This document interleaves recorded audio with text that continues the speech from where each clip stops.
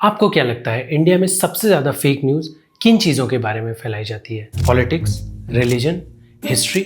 Of course ये चीजें headlines dominate करती हैं, day to day TV debates का हिस्सा होती हैं। बट एक चीज जो अक्सर अनकंटेस्टेड जाती है वो है साइंस और मेडिसिन के नाम पर फैलाई जाने वाली फेक न्यूज। सुबह उठ के फर्स्ट यूरिन पीना, अपना कोई तकलीफ नहीं रहेगी, कभी कुछ नहीं होगा, फर्स्ट यूरिन पीना। गोमूत्र से जब लोगों का कैंसर, गोमूत्र से जब लोगों के लिवर किडनी की प्रॉब्लम्स, अमेरिका ने उसको पेटेंट दे दिया एंटी कैंसरस प्रॉपर्टी है उसके अंदर। ये इस पूरे साइंटिफिक प्रूफ के साथ थोड़ा सा गोमूत्र पीजिए, तन को, मन को, चित्त चेतना आत्मा को पूर्ण स्वस्थ निरामय कीजिए। लोग गाड़ियों में चलते हैं, माइक्स पर बोलते हैं, कैमरा में अपनी बातें रिकॉर्ड करते हैं और इंटरनेट पर उसको शेयर करते हैं। हर जगह अप्लाइड साइंस का इस्तेमाल करते हैं, लेकिन जब भी मौका मिलता है साइंस को गाली देते हैं। आपके साइंस की औकात बोलता हूँ, आपके साइंस की औकात वेदों की धूल के सामने नहीं। लाखों वर्ष पहले, लाखों वर्ष आगे की गणना करने वाला विज्ञान तो ज्योतिष के सामने बौना है। फिर भी क्यों कोई बड़े लीडर्स या वो लोग जो सोसाइटी को काफी ज्यादा इन्फ्लुएंस करते हैं इन पे सवाल उठाने से बचते हैं? तो आज हम देखेंगे कि ऐसी कौन सी चीजें हैं जो इन प्रॉब्लम्स को फ्यूल करती हैं और क्यों ये सोच हमारे लिए डेंजरस है as a country and as individuals. But उसके पहले हमें एक टर्म समझना पड़ेगा, pseudo science. Non science, extra science या एंटी साइंस, जो भी आप नाम देना चाहें। साइंस क्या होता है? एक डिसिप्लिन्ड अप्रोच जिसमें नॉलेज, लॉजिक, एक्सपेरिमेंटेशन और एविडेंस के जरिए बनती है। आप सबसे पहले किसी इवेंट या फिनोमेना को ऑब्जर्व करते हैं, उसके बाद आप एक हाइपोथेसिस बनाते हैं उसको एक्सप्लेन करने के लिए कि ये क्यों हो रहा है। फिर उस हाइपोथेसिस को रिपीटेड एक्सपेरिमेंट करके टेस्ट किया जाता है। अगर बार बार रिपीट करने के बाद भी सेम रिजल्ट मिले तो उस हाइपोथेसिस को एक्सेप्ट कर लिया जाता है। सेम रिजल्ट नहीं मिलने पर नई हाइपोथेसिस बनाई जाती है। इस पूरे प्रोसेस को साइंटिफिक मेथड कहते हैं। इसके बाद जब रिजल्ट्स पब्लिश किए जाते हैं तो अलग अलग एक्सपर्ट्स उन्हें चेक करते हैं। इस प्रोसेस को पीयर रिव्यू कहा जाता है। एक्सपर्ट्स चेक करते हैं कि एक्सपेरिमेंट में कोई बायस या एरर तो नहीं है और जो क्लेम है वो वैलिड है या नहीं। वैलिड होने पर एक्सेप्ट कर लिया जाता है और इनवैलिड होने पर रिजेक्ट। साइंस में कोई बात परमानेंट नहीं होती है। जब भी नए एविडेंस या नए रिजल्ट्स मिलते हैं तो पुरानी थ्योरीज को अपडेट या रिप्लेस किया जाता है और यही साइंस की ब्यूटी है। It follows a self correcting process. But pseudo science में ऐसा नहीं होता है। सूडो का मतलब होता है फॉल्स, झूठा, नकली। वहाँ लोग बड़े बड़े क्लेम्स करते हैं जो ना प्रॉपरली टेस्ट होते हैं और ना ही किसी वैलिड डेटा से सपोर्टेड होते हैं और ना ही उनका कोई पीयर रिव्यू होता है। ज़्यादा से ज़्यादा आपको सिर्फ एक दो एनेक्डोटल एविडेंसेस यानी कि किस्से कहानियों के आधार पर निर्भर होना पड़ता है। भाई पता है, मेरे ना दूर के रिश्ते में एक ताऊ जी हैं, उनका कैंसर ना होम्योपैथी डॉक्टर ने ठीक कर दिया था। वो एलोपैथी वालों ने तो हाथ खड़े कर दिए थे। सही है भाई। कैसे? मतलब कोई मेथोडोलॉजी वगैरह बताई कि जैसे कीमो वगैरह होता है मेडिकल साइंस में? नहीं भाई, वो तो नहीं बताया। इसको बिलीफ या ट्रेडिशन के नाम पर सिर्फ मान लेने को कहा जाता है और लॉजिक पूछने या क्वेश्चन करने से डिस्करेज किया जाता है। सूडो साइंस में ज्यादातर क्लेम्स की टेस्टेबिलिटी या फॉल्सिफाइबिलिटी भी नहीं होती है, जैसे कि यूनिवर्स को कोई डिवाइन पावर चलाती है या डिफरेंट प्लैनेटरी मोशन से पॉजिटिव या नेगेटिव एनर्जी का फ्लो होता है। आप इन क्लेम्स को कभी टेस्ट नहीं कर सकते हो। सूडो साइंस की सबसे बड़ी दिक्कत होती है कि ये बहुत बार अपने आप को साइंस की तरह पोर्ट्रे करने की कोशिश करता है, साइंटिफिक जार्गन्स का इस्तेमाल करके। Vedanta and quantum mechanics are very close, very similar. I would say they are identical. But science के सबसे बेसिक फंडामेंटल साइंटिफिक मेथड से बचने की कोशिश करता है। इसको प्रीच करने वाले अपनी कन्वीनियंस के हिसाब से इसको accept. If I take a glass of water in my hand and just look at it in a certain way and give it to you, well-being will come to you. If I look at it another way and give it to you, you will fall sick tonight. So is there any scientific evidence? There's substantial scientific evidence. No!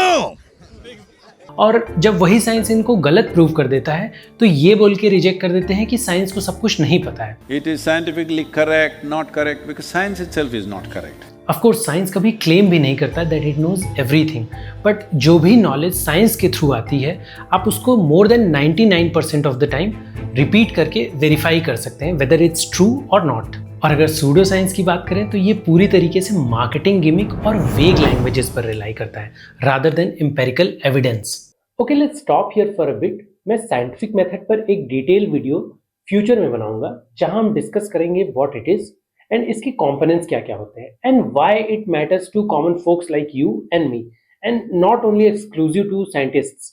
It will be a very good and easy to understand video and you're gonna love it. Now back to our topic और discuss करते हैं कि pseudo science dangerous क्यों है. Pseudo science की वजह से जो सबसे इमीडिएट डेंजर होता है वो है पब्लिक हेल्थ का.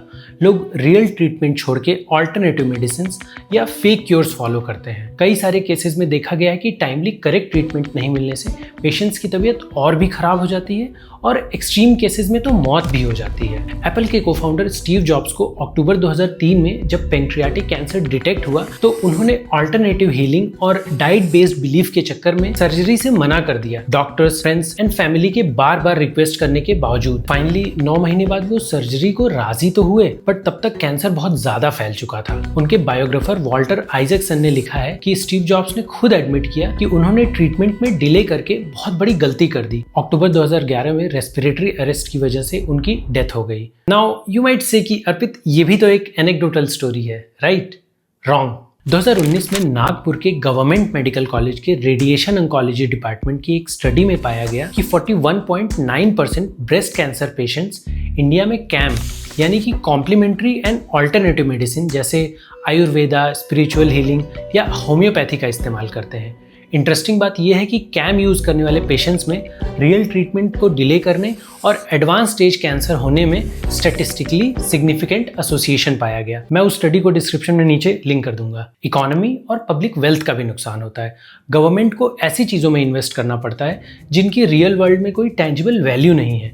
जैसे इंडियन गवर्नमेंट हर साल आयुष मिनिस्ट्री पर हजारों करोड़ खर्च करती है और जिसका फाइनेंशियल ईयर 2025-26 का बजट करीब 4000 करोड़ का है. अभी तक मेडिसिन के फील्ड में ऐसा कोई ब्रेक थ्रू या ट्रीटमेंट नहीं दिया है जो एविडेंस बेस्ड हो और ग्लोबली एक्सेप्टेड हो. 2016 में आयुष मिनिस्ट्री ने गोमूत्र पर रिसर्च फंड की एंटी कैंसर के नाम पर. पता है ना आप सबको? नहीं पता है? कहाँ पता है? हाथ ऊपर करो किसको पता है. कोविड के टाइम जब बाबा रामदेव ने कोरोनिल को कोरोना वायरस की दवाई बोलकर मार्केट किया, इवन हमारे हेल्थ मिनिस्टर ने भी उसको प्रमोट किया. कोरोना की पहली Ayurvedic clinically control trial based evidence research based medicine Patanjali research centre और नीम्स के संयुक्त प्रयास से तैयार हो गई है. बाद में मल्टीपल कंप्लेंट्स और सुप्रीम कोर्ट के इंटरवेंशन के बाद उन्होंने सफाई दी कि ये एक इम्यूनिटी बूस्टर है. दवाई के अंदर तो ये हमने कहा ही नहीं कि ये हम कोरोना को जो है कंट्रोल करते हैं, क्योर करते हैं. बट तब तक जो डैमेज था उन्होंने कर दिया था और 100-200 करोड़ का बिजनेस भी कर लिया. मैं तो एक अकिंचन फकीर हूँ.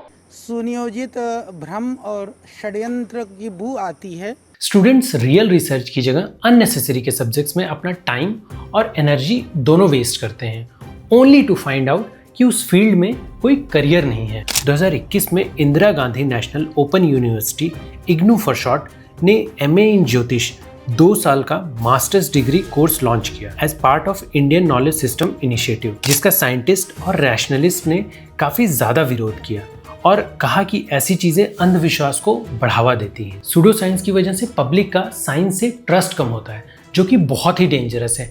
एंटी वैक्सीन, क्लाइमेट चेंज और इवोल्यूशन थ्योरी को डिनाई करने वाले लोग पैदा होते हैं. हाल ही में जोहो के को-फाउंडर श्रीधर वेम्बू ने ये ट्वीट किया कि वैक्सीन से ऑटिज्म का खतरा होता है. अच्छी बात यह है कि पूरी डॉक्टर कम्युनिटी ने इस मिस इन्फॉर्मेशन के खिलाफ फाइट किया और पॉइंट आउट किया कि कैसे वो एक सेलेक्टिव स्टडी को कोट कर रहे हैं जो एक फ्रॉड एंटी वैक्सर कम्युनिटी द्वारा बनाई गई है. बट बुरी बात यह है कि श्रीधर वेम्बू काफी ज्यादा लोगों को इन्फ्लुएंस करते हैं जो बिना पढ़े उसको सपोर्ट कर रहे थे और डॉक्टर्स और साइंस कम्युनिकेटर्स को गाली दे रहे थे. तो जब इंडिविजुअल लेवल से लेकर सोसाइटी, गवर्नमेंट, हर जगह इसका नुकसान होता है तो हम इसको इरेडिकेट क्यों नहीं कर पा रहे हैं. और इनफैक्ट अगर आप एक्सपर्ट्स की माने तो सूडो साइंस इंडिया में बढ़ रहा है.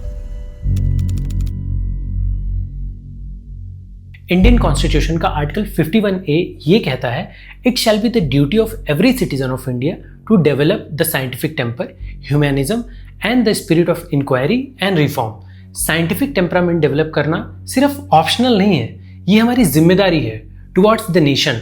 और हम कर क्या रहे हैं? गोमूत्रम पिबामी அப்படினாரா. गोमूत्रத்தை எடுத்து வந்தாராம், கடகட கடகடன்னு குடிச்சாராம். ये देखिए, 1 चम्मच गोबर अगर हम 1 चम्मच गोबर खा लेते हैं तो हमारा तन मन पवित्र हो जाता है, हमारी आत्मा पवित्र हो जाती है। बीटी पापड़ खाने के माध्यम से बॉडी में जाएंगे और कोरोना वायरस की लड़ाई में ये पापड़ मददगार साबित होगा। हमारे देश में साइंटिफिक टेम्परामेंट का डेंजरस डिक्लाइन हो रहा है। आप काफी सारे मीडिया रिपोर्ट्स पढ़ सकते हैं, मैं कुछ एक को डिस्क्रिप्शन में लिंक कर दूंगा। पर ऐसा हो क्यों रहा है? इसके 3-4 मेजर रीजंस हैं, जिसमें से पहला है एजुकेशन गैप। हमारे स्कूल्स रोट लर्निंग के लिए जाने जाते हैं, मतलब हम चीजों को याद कर लेते हैं बिना उसका रियल मीनिंग समझे। पर इनफैक्ट ये स्कूल्स तक ही लिमिटेड नहीं है, आगे चल के कॉम्पिटिटिव एग्जाम्स और कॉलेजेस में भी यही हो रहा होता है। क्यों? क्योंकि आपको चीजों की अंडरस्टैंडिंग होने से मार्क्स नहीं मिलते हैं, याद रखने से मिलते हैं।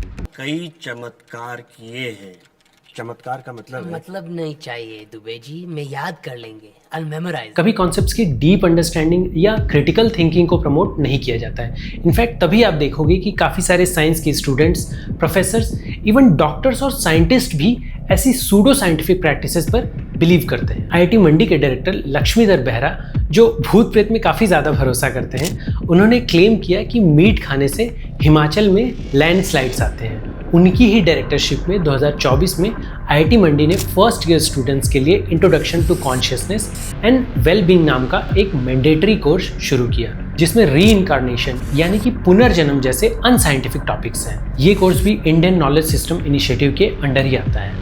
जनवरी 2025 में IIT मद्रास के डायरेक्टर वी कामाकोटी ने क्लेम किया कि गोमूत्र में एंटी फंगल और एंटी बैक्टीरियल प्रॉपर्टीज होती हैं। கோமூத்திரத்தை எடுத்துன்னு வந்தாரா, கடகடன்னு குடிச்சாரா, அதனால anti bacterial, anti fungal, digestive, stomach irritable bowel syndrome, இது மாதிரி பல இருக்கு। और उनके स्टूपिड क्लेम को पता है किसने सपोर्ट किया? श्रीधर वेम्बू ने। अप्रैल 2025 में IIT इंदौर में सोम यज्ञ हवन करवाया गया रिसर्च के नाम पर, ये देखने के लिए कि हवन से क्लाउड कंडेंसेशन और बारिश प्रमोट होती है या नहीं। ये सब क्या देखना पड़ रहा है? अच्छा है मैं अंधा हूँ। दिल्ली यूनिवर्सिटी वाली भी कहानी आपने सुनी होगी, जो वहाँ के एक प्रिंसिपल ने दीवारों पर गोबर लगवा दिया था, ये बोल के कि इससे दीवारें ठंडी रहती हैं, क्लासरूम ठंडी रहती है। बाद में स्टूडेंट लीडर ने प्रोटेस्ट के लिए उनके ही ऑफिस को गोबर से रंग दिया। फिर आता है पॉलिटिकल एंड सोशल मैसेजिंग। जब हम अपने लीडर्स या सेलिब्रिटीज़ के मुंह से ऐसे बड़े बड़े क्लेम्स सुनते हैं तो हमें लगता है कि यार इतना बड़ा आदमी है, बोल रहा है तो कुछ तो सच होगा ही। हम सब कर्ण के विषय में महाभारत में पढ़ते हैं, लेकिन कभी हमने थोड़ा सा और सोचना शुरू करें तो ध्यान में आएगा कि महाभारत का कहना है कि कर्ण माँ की गोद से पैदा नहीं हुआ था। इसका मतलब ये हुआ कि उस समय जेनेटिक साइंस मौजूद था। हम गणेश जी की पूजा करते हैं, कोई तो प्लास्टिक सर्जन होगा उस जमाने में जिसने मनुष्य के शरीर पर हाथी का सर रख करके प्लास्टिक सर्जरी की प्रारंभ किया होगा। It's nothing but an authority बायस। और अगर हम उनकी आइडियोलॉजी से जुड़े हुए होते हैं तो ये सोने पे सुहागा हो जाता है। हम अपनी इंडिविजुअल क्रिटिकल थिंकिंग को उठाकर कचरे में डाल देते हैं। अगस्त 2024 में इंडिया के साइंटिस्ट ने India march for science rally organise की। न्यू दिल्ली, कोलकाता, मुंबई और भी कई शहरों में ये रैली सिर्फ एक मार्च नहीं थी, बल्कि एक सीरियस वेकअप कॉल थी। बढ़ते हुए अनसाइंटिफिक प्रोपेगेंडा को लेकर, कम होती हुई रिसर्च फंडिंग को लेकर और एकेडमिक इंस्टीट्यूशंस में बढ़ते हुए पॉलिटिकल इंटरफेरेंस को लेकर। पॉइंट 3 है कल्चरल प्राइड। हम सब अपने एंशिएंट नॉलेज पर काफ़ी ज़्यादा प्राउड फील करते हैं, करना भी चाहिए। हमने दुनिया को जीरो दिया, डेसिमल सिस्टम दिया, शुगर से लेके सर्जरी। Yes, surgery. वो गणेश जी वाली बात अभी भी सूडो साइंटिफिक ही है। अलजेब्रा से लेकर astronomy, not equals to astrology, हर जगह हमारा कंट्रीब्यूशन रहा है। सो मच सो कि मैं इस पे 2-3 वीडियोस भी बना सकता हूँ। लेकिन जब बिना एविडेंस के लोग ऐसे बड़े बड़े क्लेम्स करते हैं, जैसे एंशिएंट इंडिया में उड़ने वाले विमानों की टेक्नोलॉजी थी, स्टेम सेल और इंटरनेट का आविष्कार हमने बहुत पहले कर दिया था। ये देश वो देश है जिसमें महाभारत में संजय ने बैठ के धृतराष्ट्र को युद्ध में क्या हो रहा था बोल रहा था। तो इसका मतलब क्या है? टेक्नोलॉजी था, इंटरनेट था, सैटेलाइट थी। तो ये चीजें ना सिर्फ असली साइंटिफिक कॉन्ट्रीब्यूशंस को अंडरमाइन करती हैं, बल्कि फ्यूचर इनोवेशंस को भी रोकती हैं। हमारे में तो सब पहले से लिखा हुआ है वाले एटीट्यूड को जन्म देकर। अगर कोई सूडो साइंटिफिक क्लेम्स को डिबंक करने की कोशिश करता है तो उसको अटैक ऑन कल्चर का नैरेटिव देकर उसका कैरेक्टर असैसिनेट किया जाता है। अपने देश को छोटा करना चाहता है, दूसरों को बड़ा करना चाहता है। मेरे देश के पास लाखों साल पहले वो टेक्नोलॉजी थी तो मैं गर्वबोध करूंगा ना। ये कौन सी लॉबी है जो बाबा रामदेव और इन आयुर्वेदा के खिलाफ है? क्योंकि ये सिर्फ बाबा रामदेव की बात नहीं, ये बात भारतीय संस्कृति की है, ये बात आयुर्वेदिक दवाइयों की।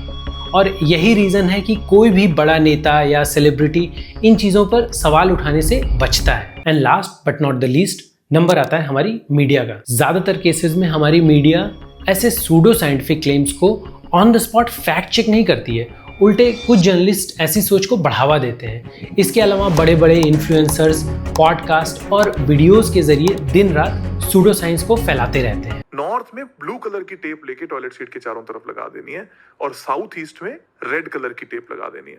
साउथ ईस्ट में ब्लैक कलर नहीं होना चाहिए, नॉर्थ में रेड कलर नहीं होना चाहिए। इतना करोगे तो आप ये समझ लो कि आपके जीवन में पैसा जरूर आएगा। सर एक तीखा सवाल पूछूंगा, क्या देव एलियन थे और उनके साथ साथ क्या असुर भी एलियन थे? जस्ट बिकॉज हमारे प्री कंसीव्ड नोशंस और बायसेस के साथ अलाइंड होता है तो ईजियर टू कंज्यूम हो जाता है और व्यूज भी काफी अच्छे मिलते हैं। So the alien, yeti, bhoot, everything, I know it works and I will keep doing it. Nothing that comes out of my mouth is not for views or subscribers and I'll do anything to grow. और यही reason है कि इसको eradicate करना बहुत ही मुश्किल हो जाता है। एक पूरा इकोसिस्टम है जो दिन रात आपको ऐसी चीजों में उलझा कर रखता है। So what can we do?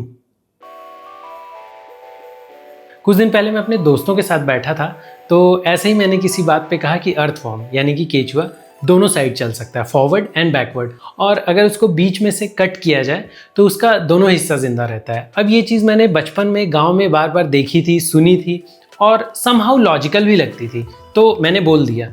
तो मेरे दोस्त ने तुरंत अपना फ़ोन निकाला और चेक किया तो पता चला कि it's a misconception. While an earthworm can move both backward and forward और कट होने पर रीजनरेट भी कर सकता है, लेकिन सिर्फ एक हिस्सा, दूसरा हिस्सा टेम्परेरीली मूव करता है because of nerve reflex, but it eventually dies. ये एग्जांपल ये दिखाता है that anyone is susceptible to false conceptions and pseudo science, even those who try to be logical. Now what my friend did was a small but clear example of scientific thinking in action. Question, verify, then believe. Especially if the claim sounds big. जैसे Carl Sagan जो एक astronomer और science communicator थे, उनका एक बहुत ही famous quote है, extraordinary claims require extraordinary evidence. जब भी कोई बड़ा क्लेम देखो, बड़े एविडेंस की डिमांड करो। It's that simple. Secondly, speak up.